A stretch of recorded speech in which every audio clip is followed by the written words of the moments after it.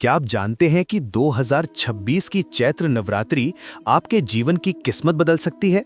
अगर इन पवित्र 9 दिनों में मां दुर्गा की पूजा सही विधि और सच्ची श्रद्धा से की जाए तो घर में सुख, शांति, धन, स्वास्थ्य और सफलता का आगमन होने लगता है। 2026 चैत्र मास की नवरात्रि बहुत ही शुभ मानी जा रही हैं। अगर आप मां दुर्गा की कृपा पाना चाहते हैं और अपने जीवन में खुशियां लाना चाहते हैं तो इस बार नवरात्रि की पूजा पूरे विधि विधान और श्रद्धा के साथ अवश्य करें। दोस्तों, नवरात्रि केवल एक त्योहार नहीं है, ये शक्ति का जागरण है, आत्मा की शुद्धि का समय है और अपनी किस्मत बदलने का सुनहरा अवसर है। साल में आने वाले ये 9 दिन ऐसे माने जाते हैं जब मां दुर्गा स्वयं अपने भक्तों की पुकार सुनती हैं और उनके दुख दूर करती हैं। जो व्यक्ति सच्चे मन से मां का नाम लेता है, उसके जीवन की बड़ी से बड़ी परेशानी भी धीरे धीरे खत्म होने लगती है। घर में सकारात्मक ऊर्जा बढ़ती है, मन शांत रहता है और हर काम में सफलता मिलने लगती है। इसलिए प्राचीन समय में ऋषि मुनि और साधु संत भी इन दिनों विशेष तपस्या और साधना करते थे। नवरात्रि के पहले दिन प्रातः ब्रह्म मुहूर्त में उठें, स्नान करें, साफ सुथरे या नए वस्त्र पहनें और अपने घर या मंदिर की अच्छी तरह सफाई करें। इसके बाद पूजा स्थान पर लाल कपड़ा बिछाकर कलश स्थापना करें। मिट्टी में जौ बोएं, कलश में जल भरें, उसमें गंगा जल डालें, आम के पत्ते रखें और ऊपर नारियल स्थापित करें। दीपक जलाएं, धूप और अगरबत्ती करें और मां दुर्गा का ध्यान करते हुए प्रार्थना करें, हे मां, हमारे घर में पधारिए, हमारी रक्षा कीजिए और अपने आशीर्वाद से हमारा जीवन सफल बनाइए। कोशिश करें कि 9 दिनों तक अखंड ज्योति जलती रहे, क्योंकि ये घर में निरंतर सकारात्मक ऊर्जा और मां की कृपा का प्रतीक होती है। इन 9 दिनों में मां दुर्गा के 9 स्वरूपों की पूजा की जाती है। पहले दिन शैलपुत्री की आराधना से जीवन में स्थिरता और शक्ति मिलती है। दूसरे दिन ब्रह्मचारिणी की पूजा से तप, संयम और ज्ञान की प्राप्ति होती है। तीसरे दिन चंद्रघंटा मां भय और संकटों को दूर करती है।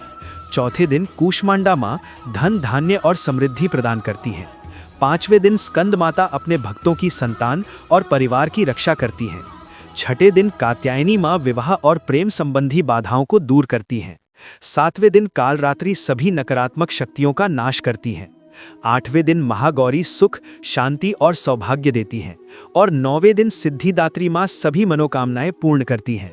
हर दिन मां को फूल, फल, नारियल, दूध, मिश्री, हलवा या खीर का भोग लगाएं और दुर्गा चालीसा या सप्तशती का पाठ करें। ध्यान रखें कि नवरात्रि के दिनों में मन, वचन और कर्म से पवित्र रहें।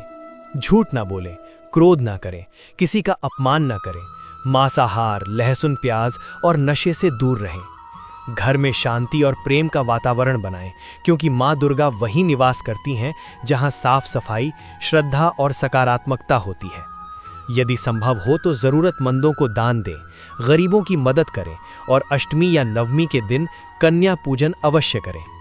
छोटी छोटी कन्याओं को मां का रूप मानकर उनका सम्मान करें और उन्हें भोजन कराएं। इससे मां अत्यंत प्रसन्न होती हैं और घर में कभी धन की कमी नहीं रहती। दोस्तों, नवरात्रि हमें ये भी सिखाती है कि जीवन में चाहे कितनी भी कठिनाइयां क्यों ना आए, अगर विश्वास और भक्ति सच्ची हो तो मां हर अंधेरे को दूर कर देती हैं।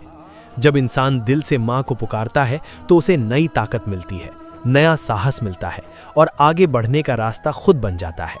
इसलिए इन 9 दिनों में अपने मन की सारी परेशानियां मां के चरणों में समर्पित कर दें और पूरे विश्वास के साथ कहें, हे मां, हमें सही मार्ग दिखाइए, हमारे दुख दूर कीजिए और हमारे परिवार को खुशियों से भर दीजिए।